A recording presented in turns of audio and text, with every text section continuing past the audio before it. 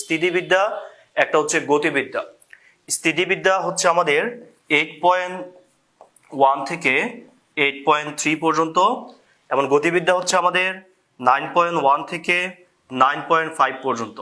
অর্থাৎ এখানে আমাদের 3টা অধ্যায় আছে, এখানে আমাদের 5টা অধ্যায় আছে। আর সাধারণত এই 2টা অধ্যায় থেকে 2টা সৃজনশীল প্রশ্ন হয়, কোন কোন বোর্ডে 2টার চেয়ে বেশি হয় মাঝে মধ্যে। এখন আমরা এখানে স্থিতিবিদ্যার সংজ্ঞাটা লিখছি। স্থিতিবিদ্যা হচ্ছে আমরা এখানে বলের ক্রিয়াধীন বস্তুর আমরা স্থিতিশীল অবস্থা নিয়ে কাজ করব, অর্থাৎ এখানে বস্তুটা সবসময় স্থির থাকবে। আর সাধারণত এখানে হচ্ছে আমরা বল নিয়ে কাজ করি। আর গতিবিদ্যা হচ্ছে আমরা বস্তুর গতিশীল অবস্থা নিয়ে কাজ করি। আর এখানে হচ্ছে গতিশীল অবস্থায় আমরা ব্যাগের কাজটা করি। তো ফার্স্টে আমরা স্থিতিবিদ্যা নিয়ে পড়ব। স্থিতিবিদ্যায় আজকে আমরা 8.1 দিয়ে শুরু করব। তাহলে 8.1 চ্যাপ্টারটা, এখানে আমরা যেহেতু আমরা বলছি স্থিতিবিদ্যা বল নিয়ে কাজ করে, প্রথমে আমরা যে সূত্রটা শিখবো সেটা হচ্ছে বলের সামান্তরিক সূত্র। তো বলের সামান্তরিক সূত্র এটা আমরা ফিজিক্সে আমাদের পরিচিত, ফিজিক্সে আমরা পড়ছি। বলের সামান্তরিক সূত্রে আমাদের কি বলা হয়, আমাদেরকে বলা হয়েছে যে 2টা বল দেওয়া আছে, এই 2টা বলের জন্য আমরা লব্ধি বের করি।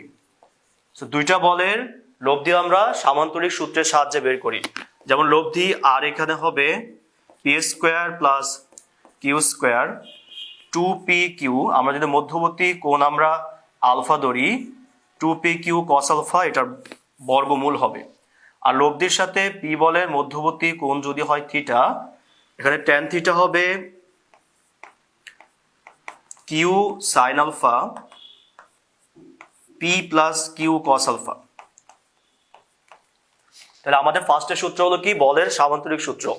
আমরা এই সূত্রের সাহায্যে 2টা যদি বল দেওয়া থাকে আমরা লব্ধি বের করতে পারি, এবং বলের সাথে ভূমি বরাবর যে আমাদের বল আছে তার সাথে লব্ধির যে কোণ আমরা এই কোণটা বের করি। আচ্ছা, পরের সূত্র হচ্ছে আমাদের বলের উপাংশ সূত্র। এই উপাংশ সূত্রে আমরা যেটা করি, উপাংশ সূত্র হচ্ছে আমাদের লব্ধি দেওয়া থাকবে, কি বললাম, লব্ধি দেওয়া থাকবে, এবং লব্ধির সাথে বলদ্বয়ের মধ্যবর্তী কোণ দেওয়া থাকবে। আমরা এখানে পি বলটা বের করব, এমন হচ্ছে কিউ বলটা বের করব। তাহলে আমরা কি বললাম, উপাংশ সূত্র হচ্ছে আমাদের লব্ধি দেওয়া আছে, পি বলের সাথে লব্ধির কোণ এবং কিউ বলের সাথে কি লব্ধির কোণ দেওয়া আছে, আমরা পি বল এবং কিউ বলটা বের করব। তাহলে সামান্তরিক হচ্ছে আমরা লব্ধি বের করছি, আর উপাংশ হচ্ছে আমরা পি বল এবং কিউ বল বের করব। তাহলে এটা তো আমরা করে দেখি এটা কিভাবে করতে পারি আমরা। আচ্ছা, ফার্স্টে আমি কি করলাম, এখানে একটা সামান্তরিক আঁকলাম, এটা নাম দিলাম ABCD। এখন দেখো এখানে AD এবং BC হচ্ছে আমাদের সমান এবং সমান্তরাল। তাহলে এই বরাবর যেই বলটা ক্রিয়া করে তার নাম হচ্ছে কিউ। তাহলে আমাদের AD যে রেখা, AD রেখা বরাবর হচ্ছে কিউ বলটা ক্রিয়া করতেছে। তাহলে আমরা যেহেতু বলছি যে AD রেখা এবং BC রেখা এখানে সমান, যেহেতু সামান্তরিক, তাহলে 2টা বলের ধারক রেখা যদি সেম হয়, অর্থাৎ AD বরাবর যেই বল ক্রিয়া করতেছে এবং BC বরাবর কি করবো, আমাদের সেম বলে ক্রিয়া করতে হবে। কারণ কি, 2টা মান এখানে সেম, মানে বাহুর মান। তাহলে এটা যদি কিউ বল হয়, এখন এটা যদি বিটা হয়, এটার মানও কি হবে, বিটাই হবে, কারণ এটা হলো আমাদের একান্তর কোণ। আর এই কোণের মানটা হবে আমাদের পাই মাইনাস আলফা প্লাস বিটা।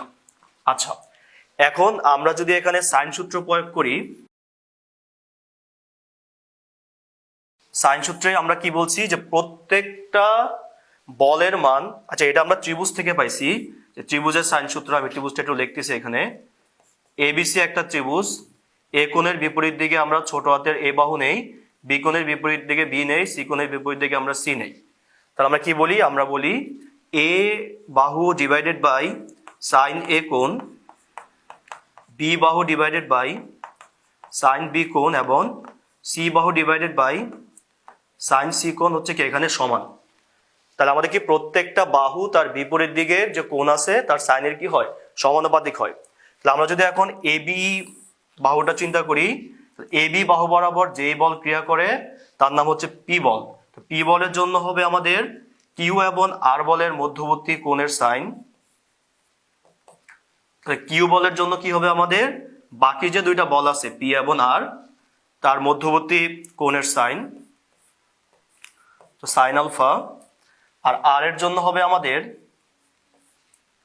আর এর জন্য কি হবে এই পি আর কিউ এর মধ্যবর্তী কোণের sine, sine pi minus alpha plus beta.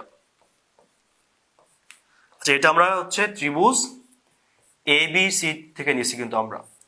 তাহলে আমরা এখন কি লিখতে পারি দেখো, P divided by sine beta, Q divided by sine alpha, আর divided by sine 180 minus theta হলো আমাদের সাইন থিটা। এই যে সূত্রটা আমরা পাইছি এটা একটা নিজস্ব নাম আছে, এটার নাম হচ্ছে বলের সাইন সূত্র।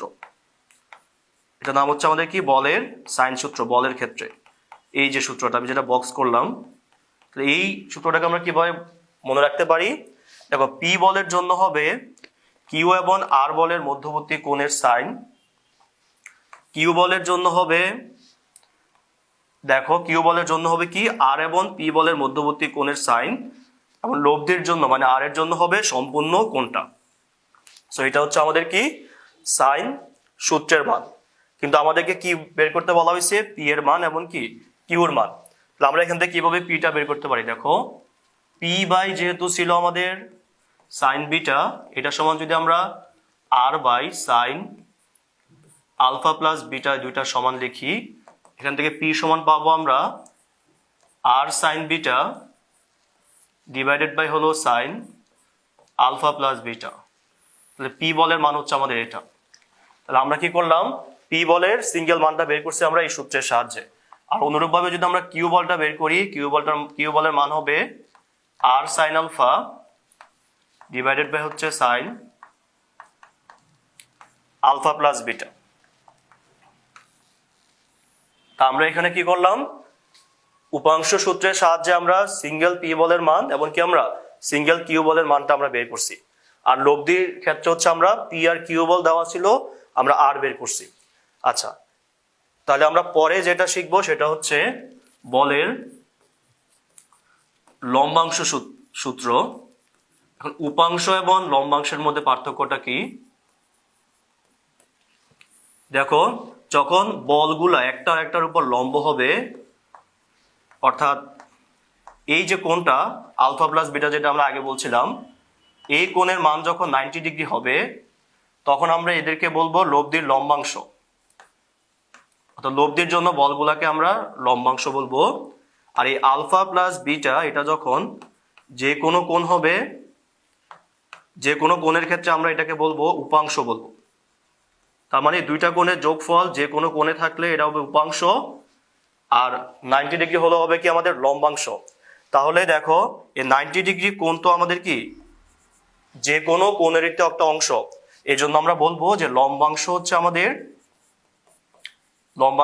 এক ধরনের উপাংশ। লম্বাংশ হচ্ছে কি আমাদের এক ধরনের উপাংশ, কারণ 90 ডিগ্রি কোণটা আমাদের কি যে কোনো কোণের মধ্যে আছে। অর্থাৎ যে জায়গায় তুমি লম্বাংশ বলবা সেই জায়গায় তুমি উপাংশ বলতে পারবা, কারণ লম্বাংশ আর উপাংশ কি একই বলা যায়, কারণ 90 ডিগ্রি কোণ আমাদের কি যে কোনো কোণের মধ্যে আছে। আচ্ছা, তাহলে এখন যদি আমরা পি বল আর কিউ বলটা বের করি, তাহলে এখন দেখো লব্ধি আমাদের এখানে আছে, এটাকে যদি আমরা আলফা ধরি, এটা যদি ধরি আমরা 90 মাইনাস আলফা, আমরা আগের সূত্রে আমরা কি বলছিলাম যে পি বলের জন্য হবে আর সাইন এই দিকের কোণটা, ঠিক আছে। এই দেখো পি বলের জন্য কি হবে আমাদের কিউ এবং আর এর কোণটা, তাহলে কত এখানে 90 মাইনাস আলফা, আর নিচে হবে সম্পূর্ণ কোণের যোগফল। সম্পূর্ণ কোণ হচ্ছে আমাদের 90 ডিগ্রি, অর্থাৎ আর কস আলফা। সাইন 90 মানে 1, আর সাইন 90 মাইনাস থিটা হলো কত আমাদের কস থিটা। তাহলে আমরা এই জন্য যখন আমরা ফিজিক্সে পড়ি, যখন আমরা ভূমি বরাবর লম্বাংশ নেই, আমরা দেখো কি বললাম, ভূমি বরাবর লম্বাংশ, এই ভূমি বরাবর লম্বাংশে আমরা কস ইউজ করি আর কি, হ্যাঁ। অর্থাৎ ভূমি বরাবর লম্বাংশে আমরা কি করব, কস ইউজ করব। আর সাধারণত কোণ যেই দিকে থাকবে সেটা হবে ভূমির দিক, কোণ যে দিকে থাকবে তাকে আমরা কি বলবো, ভূমির দিক বলবো। তাহলে পি বলের মান কত, আর কস আলফা। আর যদি আমরা কিউ বলের মানটা বের করি, আর সাইন এ কোনটা, ঠিক আছে, এটা হলো আলফা, আর দুইটা কোণের যোগফল কত, 90। সো কিউ সমান হবে আমাদের আর সাইন আলফা। তাহলে লম্ব বরাবর যখন আমরা লম্বাংশটা নিব, লম্ব বরাবর লম্বাংশে আমরা সাইন অনুপাত ইউজ করব, আর ভূমি বরাবর লম্বাংশে আমরা কি কস অনুপাত ইউজ করব। লম্বাংশ হচ্ছে যখন দুইটা বল পরস্পর লম্ব থাকবে, আর দুইটা বল যদি যে কোনো কোণে থাকে সেটাকে আমরা উপাংশ বলবো। তাহলে আশা করি আমরা লম্বাংশ এবং উপাংশের পার্থক্যটা বুঝতে পারছি। এখন আমরা একটা গুরুত্বপূর্ণ জিনিস আলোচনা করব, তা হলো যে কোনো দিক মানে হচ্ছে ভূমির দিক অথবা লম্ব দিক, যে কোনো দিকে আমাদের বলের লম্বাংশ যা বোঝাবে, বলের লম্ব অভিক্ষেপ তাই বোঝাবে। অর্থাৎ লম্বাংশ এবং লম্ব অভিক্ষেপ সেম জিনিস। কি বললাম, বলের লম্বাংশ এবং কি লম্ব অভিক্ষেপ সেম জিনিস। তো ফার্স্টে হচ্ছে আমরা লম্ব অভিক্ষেপ জিনিসটা একটু শিখি। লম্ব অভিক্ষেপ কি বোঝায়? লম্ব অভিক্ষেপ এই শব্দটার সাথে আমরা ফার্স্টে পরিচিত হয়েছি 9, 10-এ। আমাদের একটা হায়ার ম্যাথে উপপাদ্য ছিল অ্যাপোলেনিয়াসের উপপাদ্য। এই অ্যাপোলেনিয়াসের উপপাদ্য হচ্ছে আমরা লম্ব অভিক্ষেপ কথাটা আমরা শিখছিলাম। তো এটা বোঝার জন্য আমি দুইটা চিত্র আঁকছি এখানে। ফার্স্টে দেখো, এই দুইটা রেখা পরস্পরকে স্পর্শ করে নাই, আর এখানে হচ্ছে দুইটা রেখা পরস্পরকে এক বিন্দুতে স্পর্শ করছে। তার লম্ব বিক্ষেপ জিনিসটা আসলে কি? তুমি যখন উপরের রেখা থেকে নিচের রেখার উপর লম্ব টানবা, কি বললাম, উপরের রেখা থেকে যখন নিচের রেখার উপর লম্ব টানবা, নিচের রেখাটুকু লম্ব টানার ফলে যে পরিমাণ অংশ আবদ্ধ হয়েছে, এই যে এম আর এন, এটার নাম হচ্ছে লম্ব অভিক্ষেপ। এটাকে আমরা ছায়াও বলে থাকি, অর্থাৎ এটা হলো একটা ছায়া হবে। তার লম্ব বিক্ষেপ মানে হচ্ছে উপরের রেখা থেকে নিচের রেখার উপর লম্ব টানলে নিচের রেখাটুকু যে পরিমাণ অংশ আবদ্ধ হয়েছে, এই যে অংশটুকু, তার নাম হচ্ছে লম্ব বিক্ষেপ। এখানে যেহেতু অলরেডি একটা বিন্দুতে স্পর্শ করে আছে, জাস্ট এখান থেকে লম্ব টানবো আমরা, এই যে মানটা, এটার নাম হচ্ছে লম্ব বিক্ষেপ। তো লম্ব বিক্ষেপ মানে হচ্ছে আমাদের উপর থেকে লম্ব টানলে নিচের রেখাটুকু যে পরিমাণ অংশ আবদ্ধ হয় আমাদের। কিন্তু আমি এখানে কি বলছি দেখো, বলের ক্ষেত্রে লম্বাংশ নেওয়া এবং কি লম্ব বিক্ষেপ নেওয়া সেম জিনিস। তাহলে এটা হলো আমাদের লম্ব বিক্ষেপ, এটা হলো লম্ব বিক্ষেপ। এখন আমরা একটু প্রমাণ করে দেখি কিভাবে এটা হয়। ধরো এখানে একটা লব্ধি আছে আর এটা হলো আমাদের আলফা। সো পি বরাবর আর কস আলফা। এখন এখানে আমরা কস দিয়ে কেন লিখছি? কারণ এই কোণটা হচ্ছে এই বলের সাথে আছে, অর্থাৎ পি বলের সাথে আছে। তাহলে এটাকে আমরা কি বলবো, যে আর কস আলফা, এটার নাম হচ্ছে কি আমাদের লম্বাংশ। তাহলে পি বলের যে লম্বাংশটা লব্ধির জন্য, তার নাম হচ্ছে কত, আর কস আলফা। এখন আমরা দেখি এটার লম্ব অভিক্ষেপটা কেমন হবে। তো ধরো আমাদের এখানে আমাদের আর বল আছে, এখানে কিউ বল আছে, এখানে পি বল আছে, ওকে। তো আমরা কি করলাম, এখানে এটা নামকরণ করলাম এ বি সি। কারণ লম্ব বিক্ষেপ কি, দেখো আমরা একটু আগে কি বলছিলাম, এই যে লম্ব টানলে যে পরিমাণ অংশ আবদ্ধ হয়, এই যে আমাদের এ এম পরিমাণ অংশ আবদ্ধ হয়েছে, মনে করে এই যে এতটুকু, এটার নাম হচ্ছে কি আমাদের লম্ব অভিক্ষেপ। তো এখন আমরা যদি এই এম এর পরিমাণ বের করতে চাই, আমরা যদি এখানে কস সূত্র ইউজ করি, কস আলফা হচ্ছে কত, ভূমি বাই অতিভুজ। কারণ এটা ভূমি, এটা অতিভুজ আর কি। হ্যাঁ, তাহলে এখন দেখো এখানে আমাদের এ এম এর মান হচ্ছে এসি কস আলফা। তো এ এম হচ্ছে আমাদের কি লম্ব অভিক্ষেপ, কারণ উপর থেকে আমি নিচের লম্ব টানছি। আর এসি দেখো, এসি রেখা বরাবর যে বলটা ক্রিয়া করতেছে তার নাম হচ্ছে আর বল। তাহলে এসি হচ্ছে আমাদের আর, মানে এসি বরাবর যে বল ক্রিয়া করে এসি এর দ্বারক রেখা বরাবর, তার নাম হচ্ছে আর। সো আর কস আলফা। তাহলে আমরা কি পেলাম এখানে দেখো, যে কোনো দিকে, মানে আমি যদি পি এর দিকে আর এর লম্বাংশ নেই, তার নাম হচ্ছে কত, আর কস আলফা। সিমিলারলি পি এর দিকে আমাদের আর এর যে লম্ব অভিক্ষেপ, তার মানও কত, আর কস আলফা। লম্বাংশ এবং লম্ব অভিক্ষেপ দুইটাই হচ্ছে কি আমাদের স্কেলার মান, কারণ এটা একটা মান বোঝায়। সো আমরা কি প্রমাণ করলাম যে লম্ব অভিক্ষেপ যে যতটুকু মান হবে লম্বাংশ কি আমাদের সেম মানই হবে। আচ্ছা, তাহলে এখন আমরা যেই সূত্রটা শিখবো বা যে উপপাদ্যটা শিখবো তার নাম হচ্ছে আমাদের লম্বাংশ উপপাদ্য। এবং এটা খুবই গুরুত্বপূর্ণ, এটা দিয়ে আমরা অনেকগুলো ম্যাথ করব। লম্বাংশ উপপাদ্য কি বলা হয়েছে দেখো, লম্বাংশ উপপাদ্যে বলা হয়েছে আমাদেরকে যে কোনো দিকে দেখো যে কোনো দিকে এক বা একাধিক বলের যে কোনো দিকে এক বা একাধিক বলের লম্বাংশের সমষ্টি, দেখো যে কোনো দিকে এক বা একাধিক বলের লম্বাংশের সমষ্টি লব্ধির লম্বাংশের সমান, লব্ধির লম্বাংশের সমান। অর্থাৎ অনেকগুলা বলের লম্বাংশের সমষ্টি হচ্ছে লব্ধির লম্বাংশের সমান হবে। এটা একটু আমরা দেখি কিভাবে করা যায়। ধরো আমরা একটা কার্তেশীয় ব্যবস্থা আঁকলাম। এই কার্তেশীয় ব্যবস্থায় এই বরাবর আমি নিলাম পি বল, এ বরাবর নিলাম আমাদের আর লব্ধিটা, এখানে নিলাম আমাদের কিউ বল। ওকে, এখন আমরা একটু কি বলছি বলতো, লম্ব বিক্ষেপ এবং লম্বাংশ সেম জিনিস।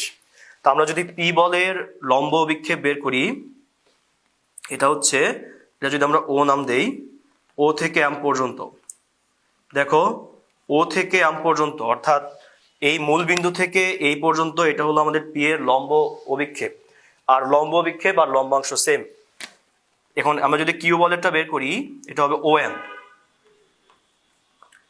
আর যদি আমরা আর বলেরটা বের করি, এটা নাম দিলাম আমি টি, সো এটা হবে ও টি। তাহলে আমাদের উপপাদ্যে কি বলা হয়েছে, যতগুলা বল থাকুক সবগুলা বলের লম্বাংশের সমষ্টি। তাহলে এখন দেখো লম্বাংশ অথবা লম্ব বিক্ষেপ যাই বলি না কেন, এদের সমষ্টি ইকুয়াল টু হবে লব্ধিটার সমান। এটা হচ্ছে আমাদের লম্বাংশ উপপাদ্য। আর এই উপপাদ্য দিয়ে আমরা অনেকগুলো ম্যাথই করব। তাহলে আমরা কি শিখলাম, যে কোনো দিকে মানে হয় ভূমির দিকে নিলে আমরা এখানে কস অনুপাত ইউজ করব, লম্ব দিকে নিলে আমরা সাইন অনুপাত ইউজ করব। আর এটাই হচ্ছে আমাদের 8.1 অধ্যায়ের আমাদের মৌলিক বিষয়গুলা, যেগুলো আমরা বেসিক বলি। আর আগামী দিন আমরা এই সূত্রগুলাকে ইউজ করে ম্যাথগুলা করব। সবাই সে পর্যন্ত ভালো থাকো, সুস্থ থাকো।